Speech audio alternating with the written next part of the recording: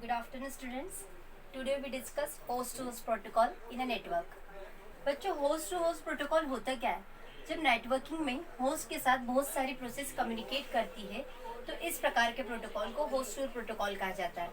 Host to host protocol में inter process communication को message में ब्रेक डाउन किया जाता है। इंटर प्रोसेस कम्युनिकेशन को मैसेज में ब्रेक डाउन किया जाता है। Host to host protocol core member of IP internet protocol का core member host to host protocol है। इसे ट्रांसपोर्ट लेयर प्रोटोकॉल भी कहा जाता है, जिसे डिजाइन डेविड पी रीड के द्वारा 1980 और RFC 768 के द्वारा किया गया है। इसे सेकंड लेवल प्रोटोकॉल भी कहा जाता है एवं इस प्रोटोकॉल को इम्प्लीमेंट एनसीपी द्वारा किया गया, जिसे नेटवर्क कंट्रोल प्रोग्राम कहा जाता है। ओके, होस्ट प्रोटोकॉल को टू टाइप में डिवाइड किया गया, ट्रांसमिशन कंट्रोल प्रोटोकॉल और यूडीपी। ये most popular transport layer protocol भी है, जिसे ट्रांसमिशन कंट्रोल प्रोटोकॉल कहा जाता है और यूजर डेटाग्राम प्रोटोकॉल कहा जाता है। बट इनमें कुछ माइनर डिफरेंस होता है, इनकी प्रॉपर्टीज थोड़ी डिफरेंट होती है, फंक्शनलिटी डिफरेंस होती है, जो आज मैं आपको समझाना चाहती हूँ।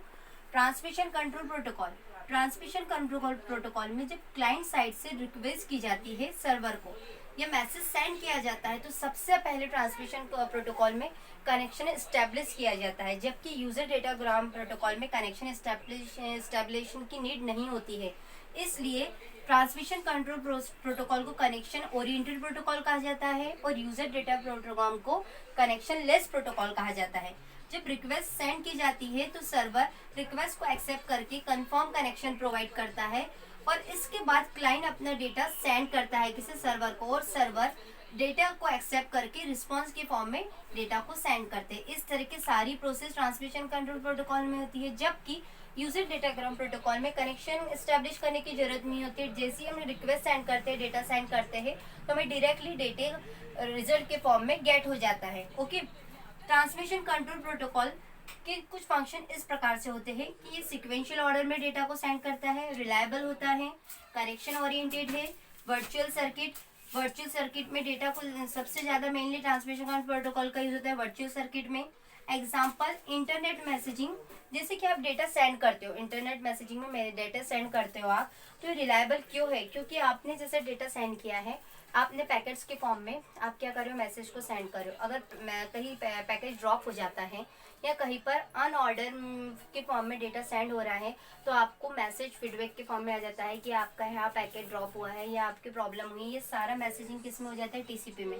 इसलिए इसे रिलायबल डेटा कहा जाता है। इसमें प्योरली डेटा सेंड किया जाता है, अननेसेसरी डेटा नहीं होता है, प्योरली डेटा सेंड होता है, इसलिए इसे रिलायबल कहा गया है।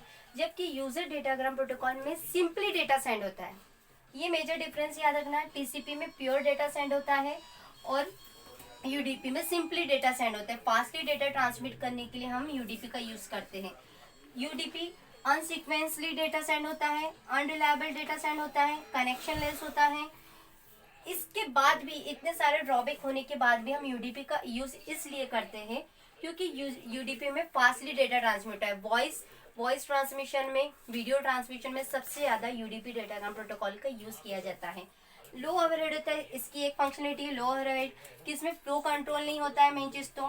सेकंड, एरर हैंडलिंग नहीं होती है, नॉट रिलायबल है, इसके लिए ओवरहेड भी क्या होता है, इसका लो होता है। ओके, अब इसका एग्जांपल मैंने आपको बोला कि इतने सारे ड्रॉबैक होने के बाद भी इसका यूज हो रहा है, तो क्यों यूज हो रहा है? फास्टली सिंपलेस्ट डेटा सेंड करने के लिए, फास्टली डेटा ट्रांसमिट करने के लिए।